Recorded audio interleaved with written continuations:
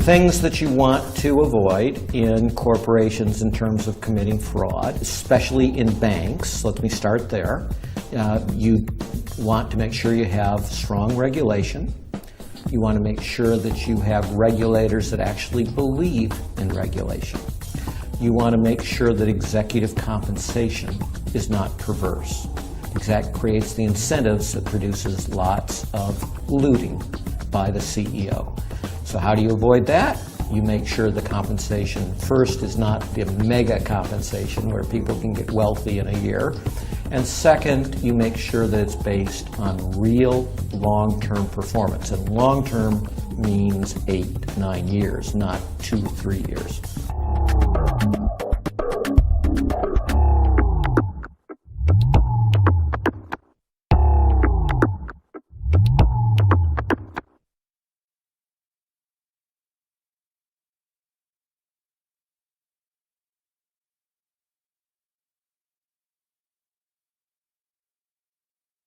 My name is Taryn Hart, and I'm with Occupied Media, and I blog at plutocracyfiles.com. My name is Bill Black. I'm an associate professor of economics and law at the University of Missouri at Kansas City, a white-collar criminologist, and a former financial regulator. I blog at New Economic Perspectives, and you can follow me at William K. Black on Twitter. Well, I guess that we can just get started. I had just talked to economist John Quiggin. I just posted it, and he surprisingly was the first person who I'd come across who made an argument against criminal prosecutions, which surprised me in the Wall Street context. And so I guess that's what we need to talk about is whether there's been criminal activity. I think your position has been clear that you think that there has been widespread criminal activity, and then whether there should be prosecutions, whether that's something that we should pursue and why. Sure. Is it his position that there isn't criminality? I think that we shouldn't prosecute it? Well, I think he kind of suggested both. So what he said is he thinks that in fact the things that you know, there's some criminals such as Madoff, and there's a few criminals, but for the most part, what's so bad is that it wasn't criminal what people say at Goldman Sachs was doing. And so he made an argument that there wasn't criminality. And then he also made an argument, and again, these are very brief. I don't want to pin too much on Professor Quiggin because I really like him, but it gives me a good jumping off spot.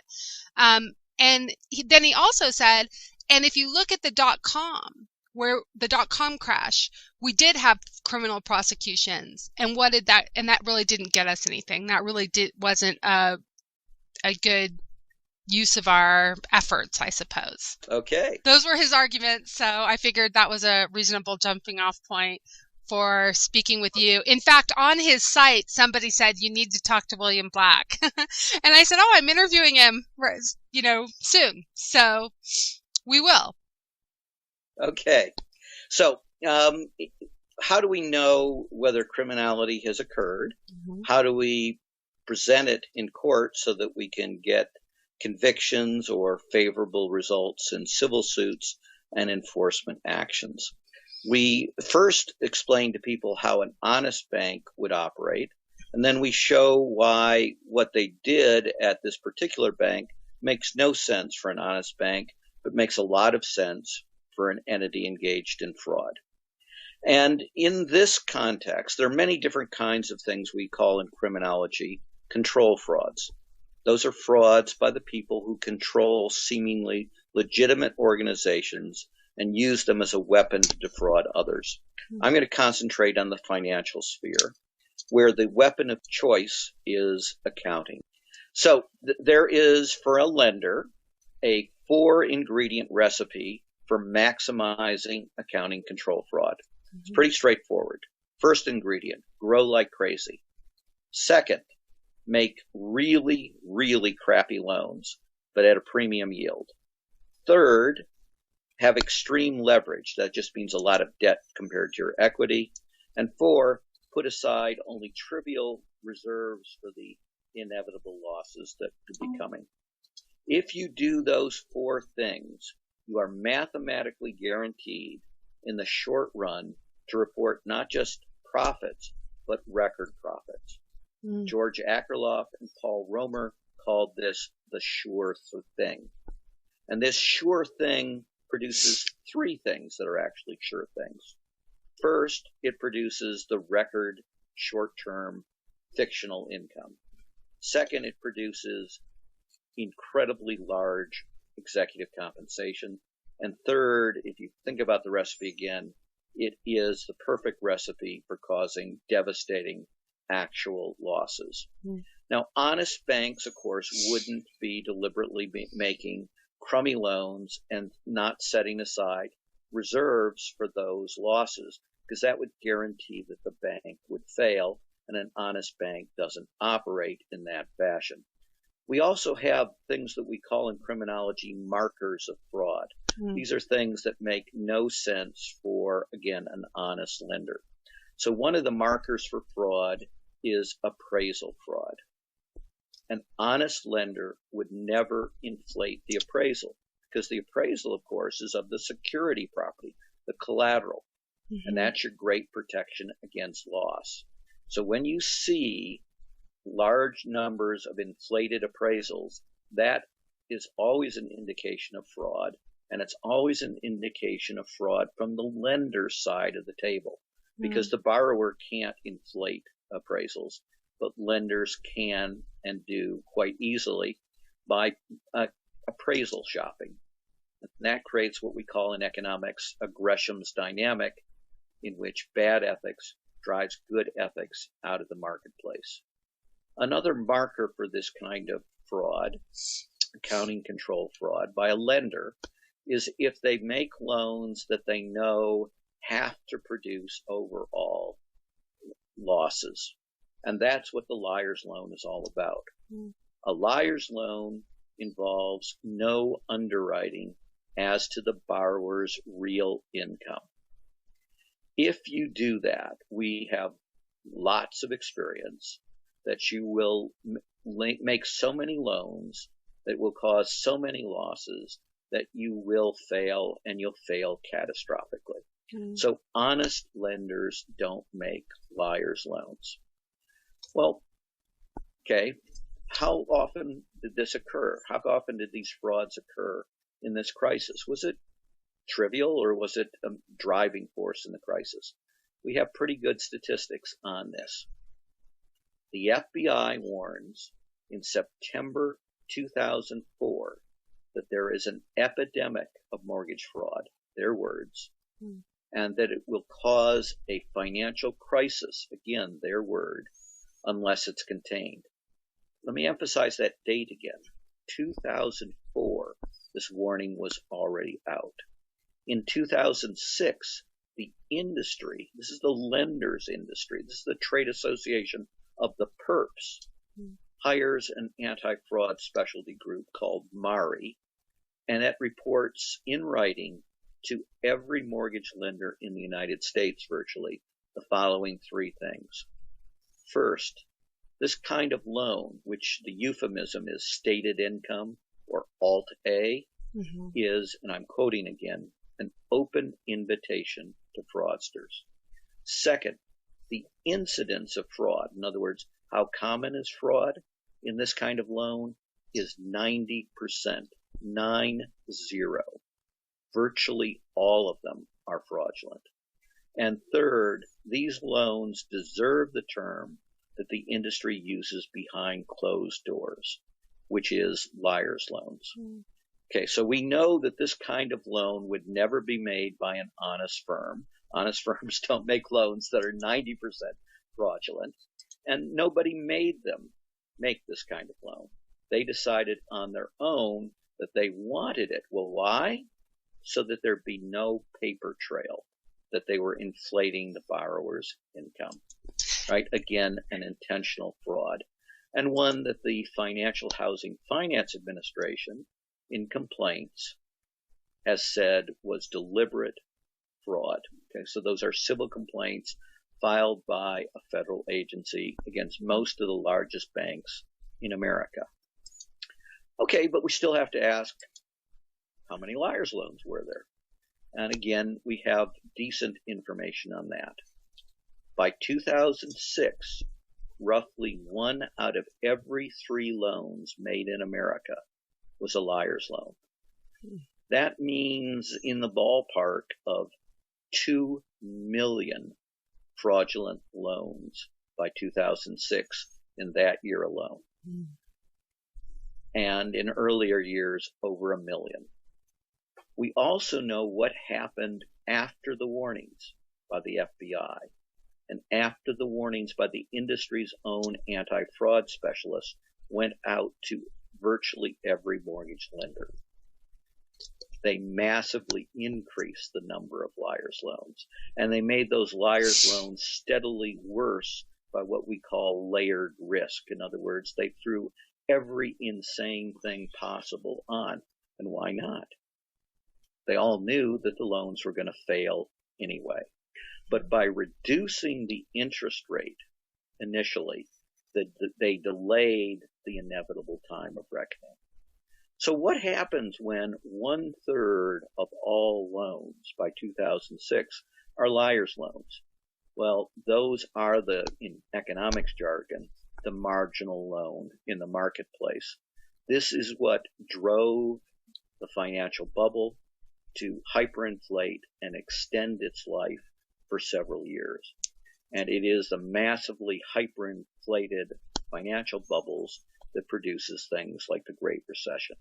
So far from being a distraction or a few rotten apples in a barrel, we have good evidence that the liar's loans were endemically fraudulent, that they were made by fraudulent entities to enrich their senior officers, that they drove the hyperinflation of the bubble, extended its life for several years, and were a leading factor in producing this crisis.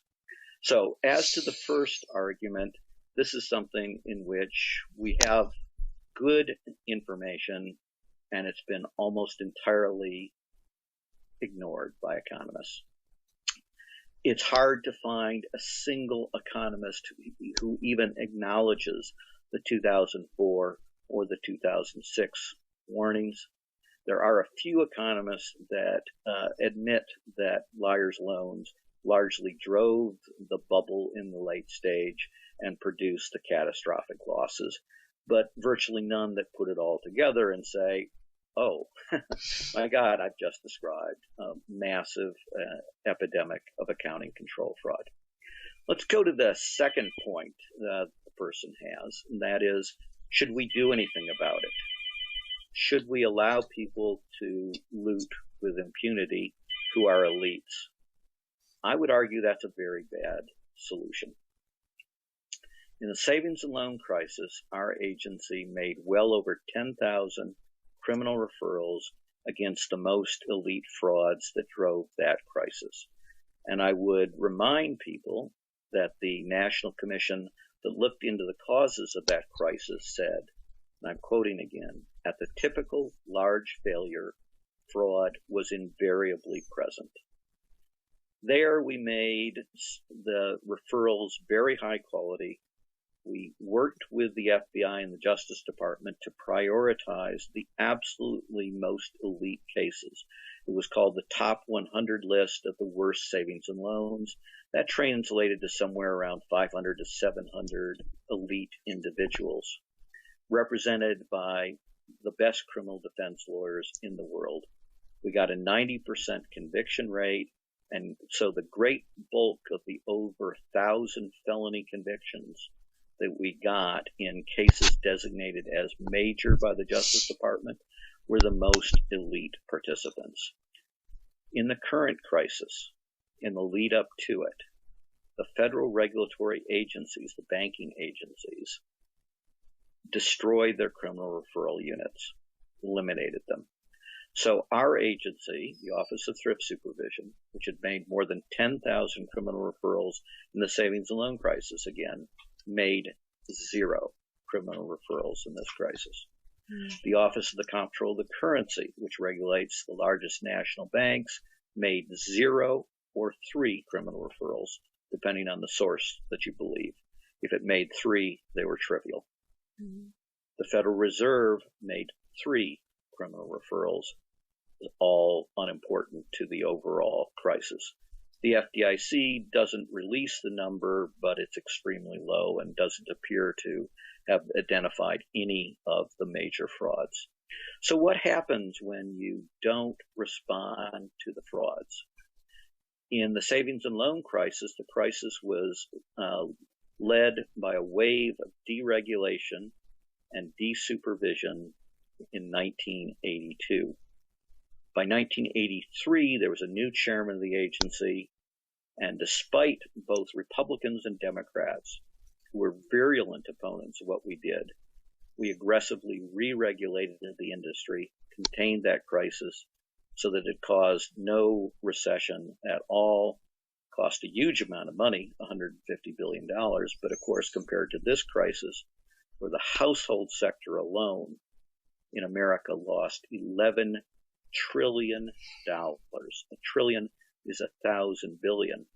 The savings and loan crisis was contained precisely because people took fraud seriously, identified the markers of fraud, allowed us to prioritize those institutions for early closure, and we also figured out their Achilles heel. And that was that second and first elements working together of the fraud recipe. We restricted growth, which killed all of the frauds.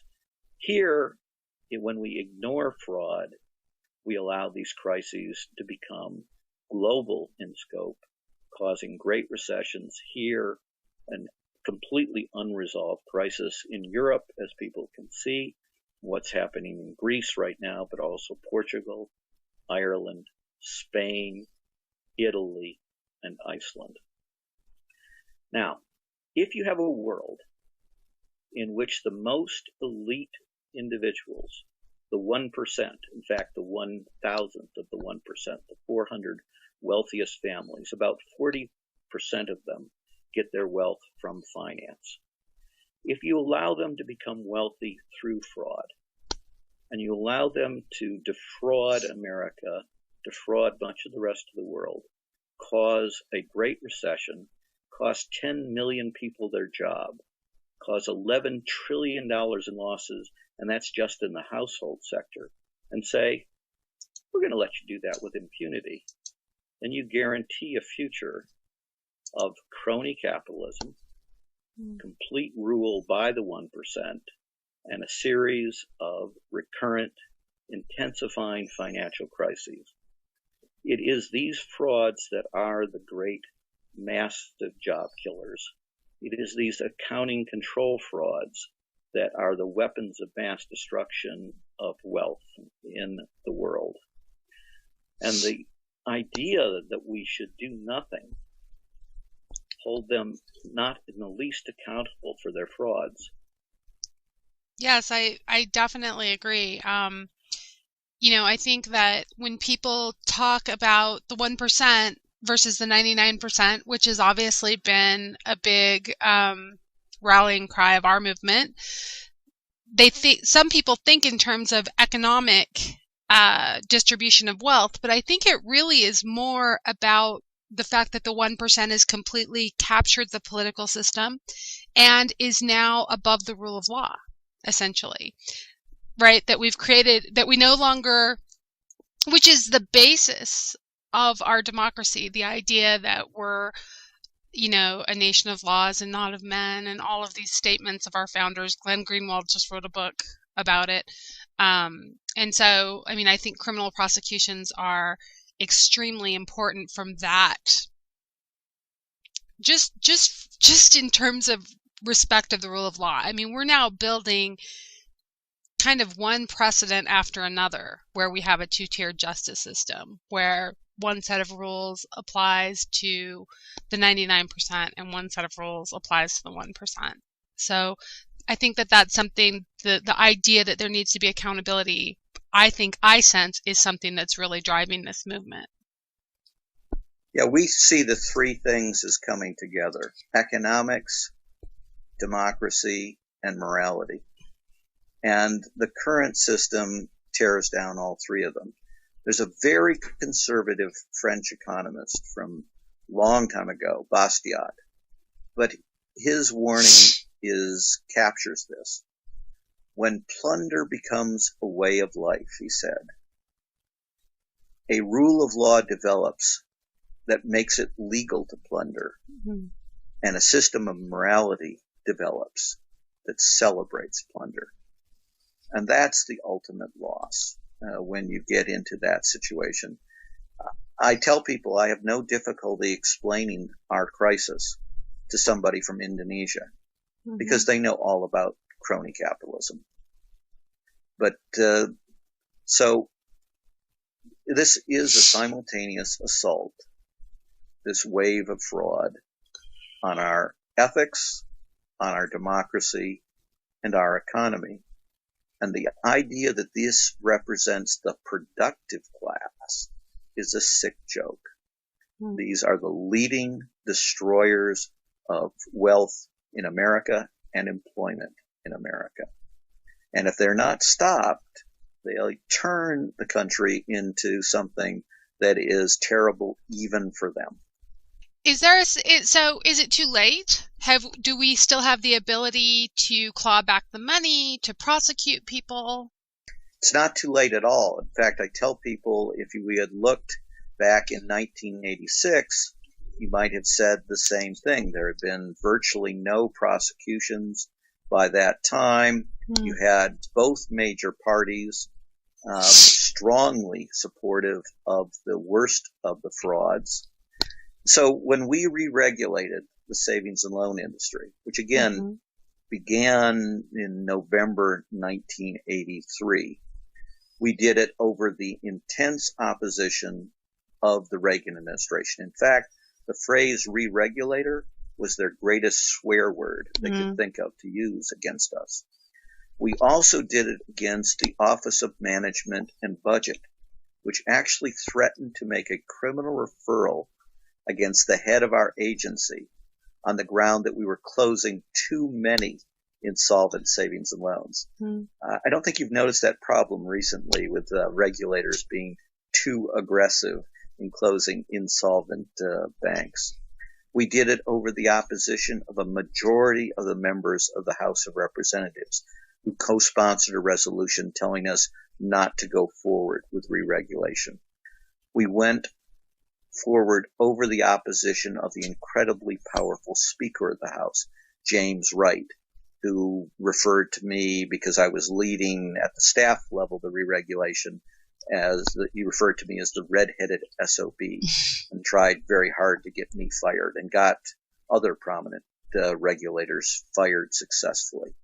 We did it over the opposition of the 5 U.S. senators that Charles Keating recruited, by the way, using Alan Greenspan as his lobbyist, to intervene on behalf of the most notorious fraud in the savings and loan crisis, Charles Keating's and his Lincoln Savings, where those 5 senators tried to block us from taking regulatory action against a massive violation of the rules. The Reagan administration actually tried to give power over our regulatory agency to Charles Keating.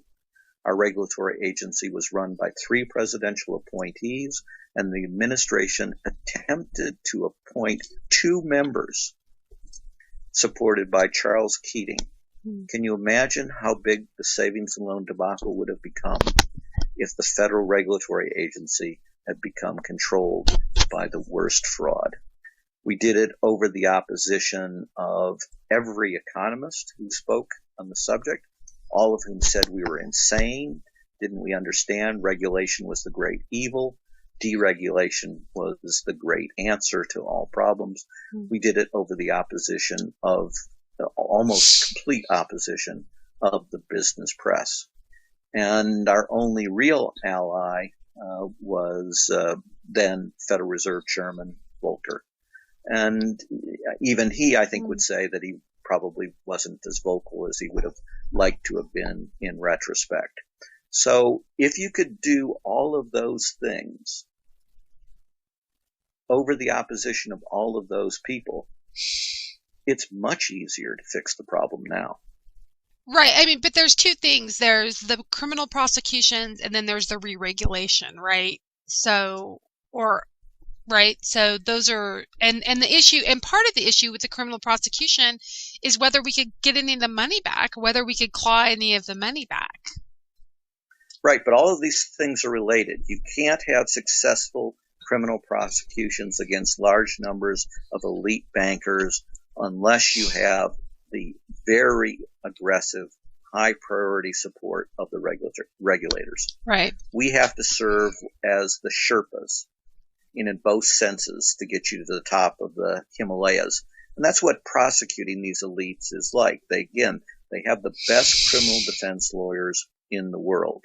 So we, the regulators, have to do the heavy lifting. And in this context, that means we have to do the investigative work. And we have to serve as the trail guides. And so we're the ones who point and explain this is a control fraud. You need to go after the most senior people. This is why it isn't innocent activity. This is why it is fraudulent activity. All of that has ceased. So if you want effective re-regulation, and if you want effective prosecution, it all starts in the same place. You need new regulatory leaders.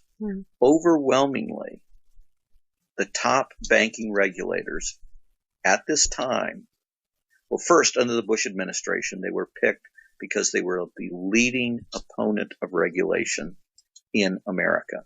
They were the anti-regulators, not the regulators. President Obama has left a number of these people in charge as actings. He has also appointed a whole series of people who were abject failures as regulators. Indeed, in some cases, he's promoted them. So Timothy Geithner was the president of the Federal Reserve Bank of New York. In that capacity, his principal task was to regulate the largest bank holding companies in the United States, the ones that went berserk through their frauds, caused this crisis for the reasons that I've explained. He was a total failure as a regulator. In fact, he never even tried. In addition to being completely ineffective, he never even raised a warning about the crisis. What did President Obama do? Promote him and make him Treasury Secretary. Ben Bernanke was supposed to regulate, of course, all kinds of banks and bank holding companies. On top of that, the Federal Reserve had unique authority in the United States under a law called HOEPA, which is Homeowners Equity Protection Act.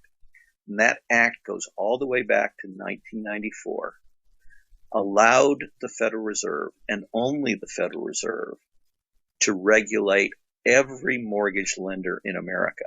And that was critical because most of these liars' loans were made by entities that were not subject to federal regulation, except under this HOEPA exception.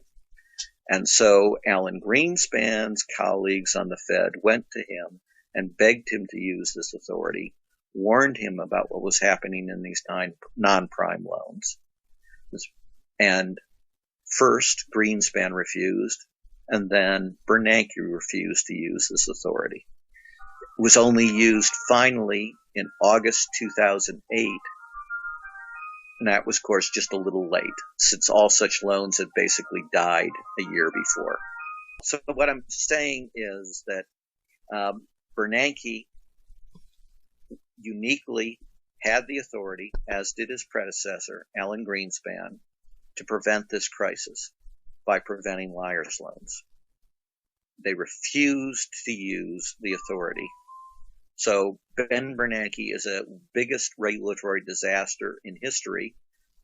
You can, maybe he's in a horse race with Alan Greenspan. Collectively, together, they were awful. Ben Bernanke is a partisan Republican. He was chairman of President Bush's Council of Economic Advisors, and Obama reappointed him to run the Fed. So you take somebody who's a partisan member of the opposing party that's been a complete disaster, and you reappoint them. It's just bizarre. We live in a world in which people are chosen as our top regulators on the basis that they will be most hostile to effective regulation. And then we supposedly see, regulation doesn't work. Well, it's a self-fulfilling prophecy of failure when you put people in charge who make sure that it will fail. So is there any move at this point to do anything about it? I mean, I know that there had been some states attorneys general who had resisted the settlement, the 50-state settlement, and there had been some pressure on them, including the Attorney General of New York. Is there any will to, I guess, tackle any of these issues? Pursue any criminal prosecution, do anything to get the American public's money back? At the federal level, Geithner is intervening and Holder is intervening to prevent any widespread prosecution of the systemically dangerous institutions, the largest 20 banks whose fraud caused this crisis. So the federal level is generally terrible.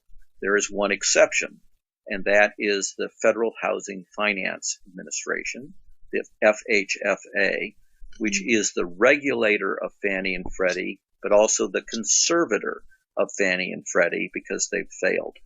In its capacity as conservator, the FHFA, about 6 weeks ago, sued 17 of the largest banks in America and said, not only did you sell endemically fraudulent liar's loans to Fannie and Freddie, but you did so by making false representations and warranties.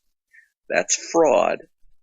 And the FHFA said you left a paper trail that establishes that you knew that these were fraudulent and bad loans and deliberately misled us. Now, that removes any excuse that the administration has for not prosecuting. It makes a mockery of the claim that most of this stuff was legal. They found exactly the opposite.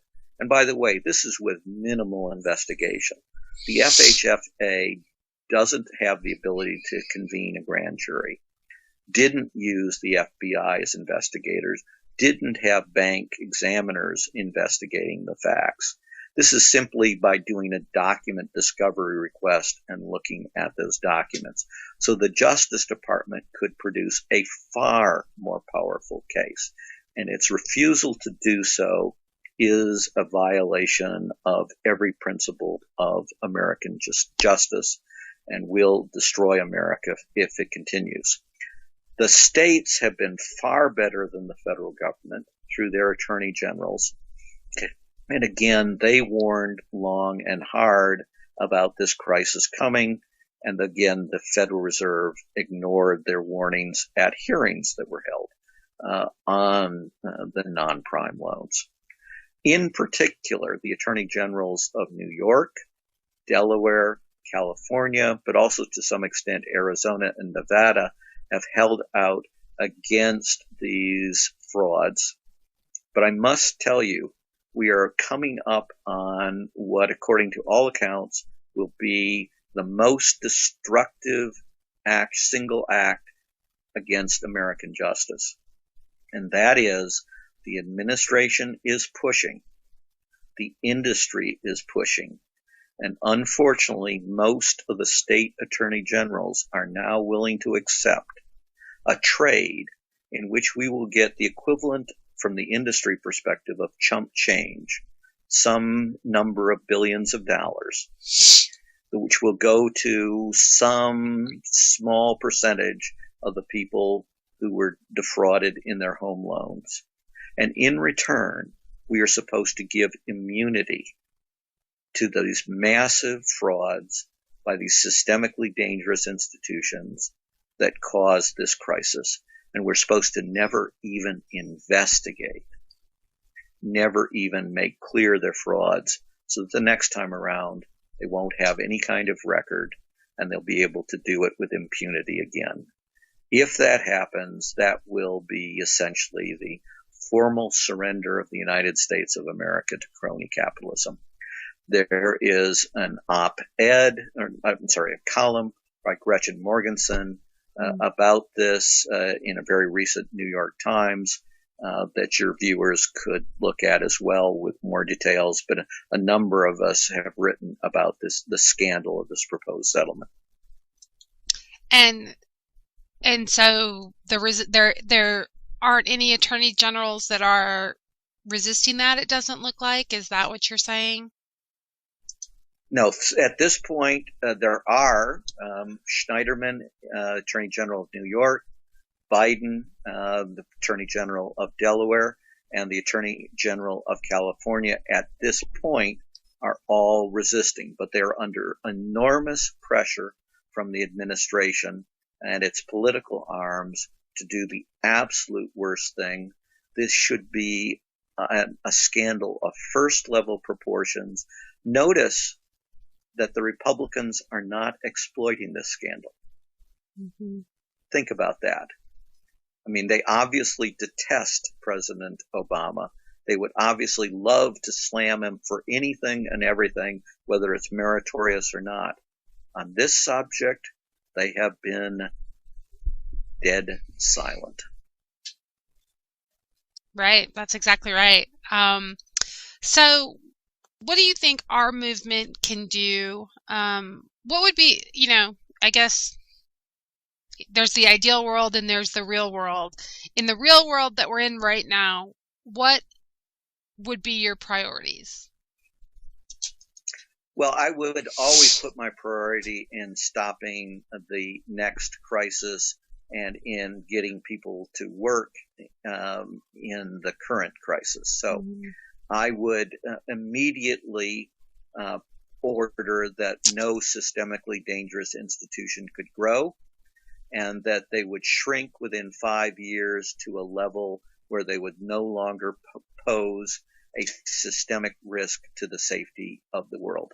That would be a very big deal in preventing a future crisis. 2, I would immediately appoint new acting heads at virtually all of the regulatory agencies and the Department of Justice. So I would fire Holder, I would fire Geithner, and you can't fire Bernanke under the law, but you can ask for his resignation. And I would replace them with vigorous leaders with a track record of success. I would immediately reform executive compensation, which creates incredible perverse incentives. And I would clean up professional compensation and how that works in terms of the credit rating agencies, the outside auditors, the appraisers as such. My priorities in dealing with the current crisis would be to get people employed. And so I would have job guarantee programs. Right now, we pay people not to work when we have massive needs in America. So we have an obvious win-win of paying people to work and do productive things. I would use the NGOs as a way to get people to work on effective projects that would help people very rapidly. I would adopt revenue sharing, which was part of the proposed stimulus bill originally, because this crisis in state and local governments is insane.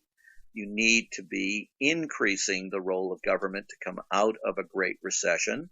Instead, we are rapidly shrinking. We're firing teachers, we're firing police officers, all kinds of other public employees when they're most needed. So that's insane. I would stop that. I would stop the foreclosures, frauds immediately, and I would go to a program for the people who clearly cannot afford their homes, in which they become renters, and for others that could afford their home with modest reductions of principal, I would do that. On the criminal sphere, the priority is stopping this obscene immunity grant to the most elite frauds. That should be a major effort. It should be completely bipartisan.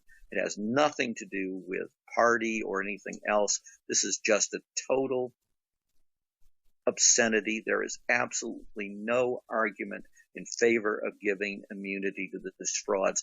The idea that you create economic stability by giving immunity to the frauds who caused the crisis is so insane that anybody proposing it really should be evaluated for psychiatric needs. Those are my priorities. Right, and just with that last point, the argument that's being made is that we need to settle this, we need to give them immunity because it's creating too much uncertainty. And so the idea is, right, so the idea is if we immunize them, that we're going to somehow, make things more stable, when in fact, I think what you're arguing, what you're saying, is that creating a situation in which they can do these things with impunity actually creates systemic risk. Well, yeah, and systemic risk of a very particular kind. Mm-hmm. The only risk is when the economy will blow up again. Right. There's no doubt that it will blow up again if you keep the system, and there's no doubt that it'll blow up worse because of it. The idea that you can leave frauds in power, I mean, would they make the same deal with Al-Qaeda?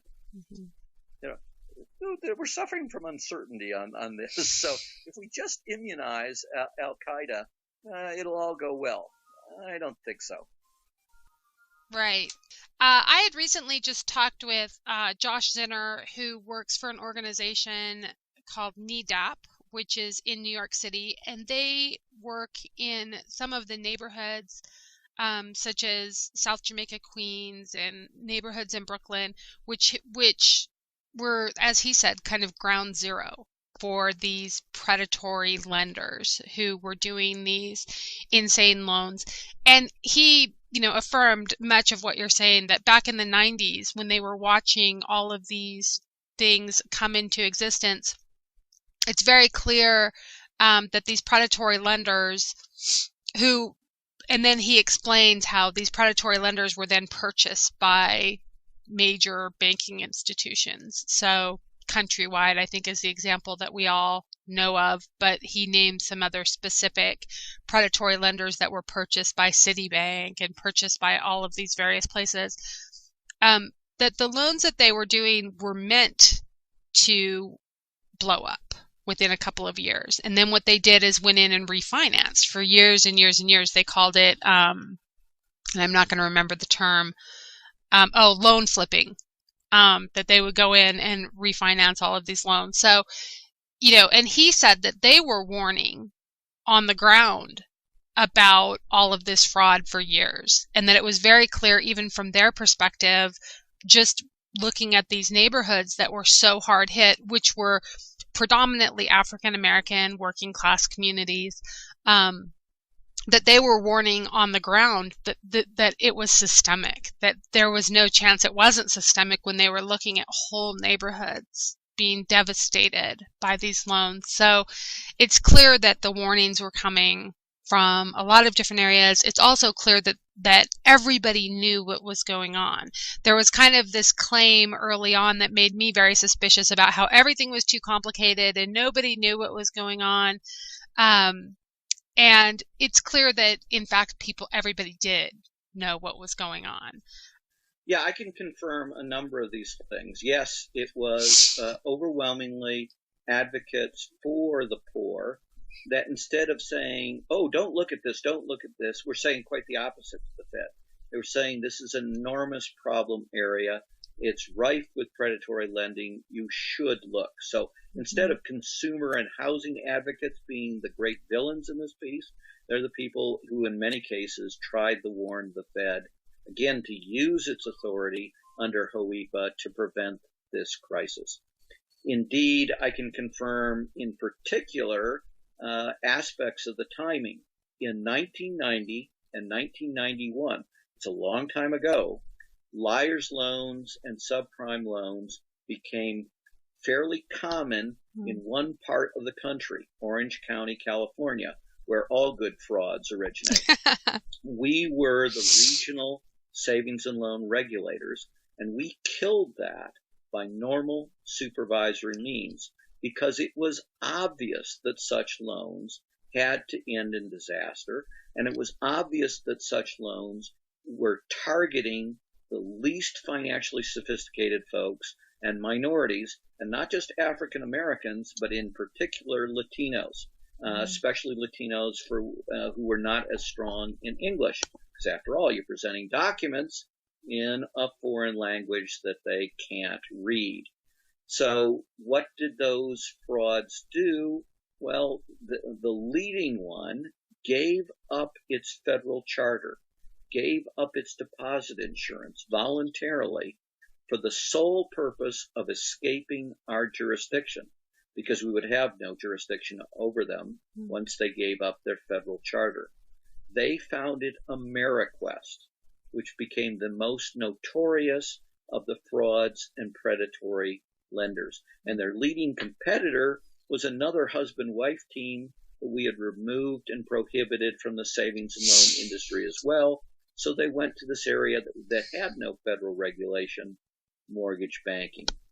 We had, however, been able to make, in addition, referrals for race discrimination and discrimination on the basis of ethnicity. And so the Justice Department went after AmeriQuest. So that's the second strike. Whereupon AmeriQuest promised it would never do anything bad again.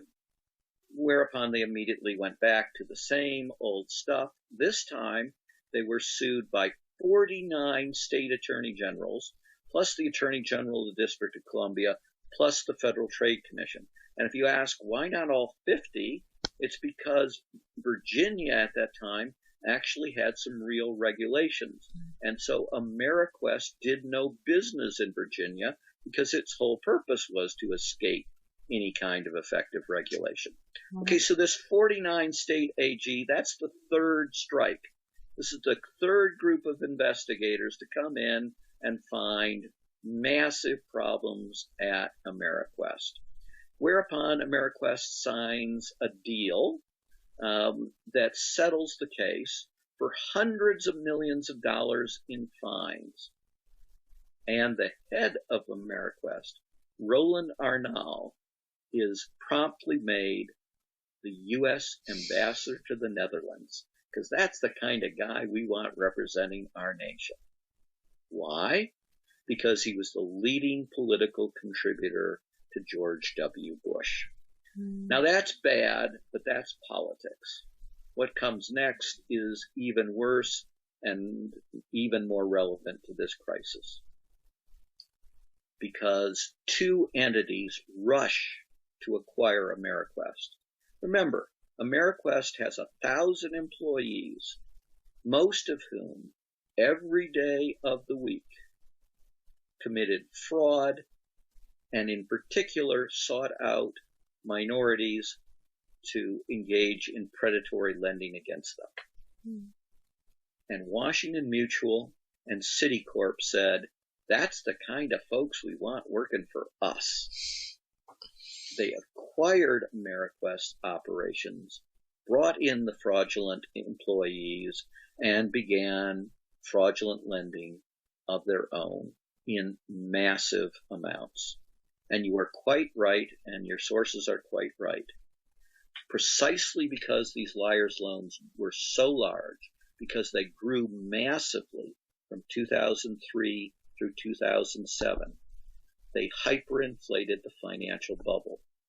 And if you inflate the bubble, you can make the bad loans disappear, and you can defer the loan loss recognition by simply refinancing the loan. Right. In the trade, this is called a rolling loan gathers no loss. Right, exactly. So it all really didn't come completely crashing down until the housing bubble starts to deflate and there's no ability to refinance the various loans that had now well, I mean, actually, my source, as I said, Josh Zinner, said that many of these loans were not successful from the beginning. It wasn't just the case of having, some kind of hidden adjustable rate, which some of them did have as well, but many of them were absolutely unsustainable from the get-go.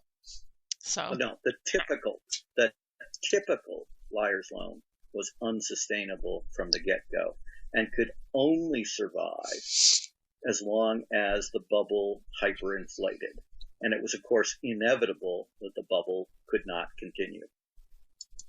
right, exactly. Well, I will provide links to some of your pieces as well as, is it Gretchen Morgensen? Is that? Yes.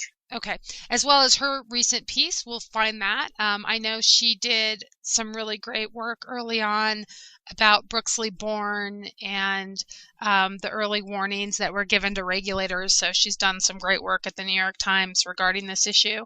And also, should we be pressuring the various attorneys generals not to settle? Absolutely. Don't cave. If New York, California, and Delaware stay strong, the Attorney General of California is Ms. Harris, then this cannot occur because those 3 states are so large in terms of their corporate roles. Great. So I'll also provide links on how to contact the attorneys generals of those states. So thank you so much for agreeing to talk with us. I know that you've been out participating in marches with our movement, and you went to New York City and Zuccotti Park. And what's been your impression so far of that? And to our local one in Kansas City, and I'm going November 5th to be in LA at the teach-in occupied by OWS there. So, of course, the impression one gets is finally some people who are outraged, but there are innumerable things people are interested in at OWS. So it's fascinating walking through and seeing the number of causes that people are interested in as well. Great. Well, thank you so much for taking the time, and we will get this posted. And if there's any other links you want us to include, let us know.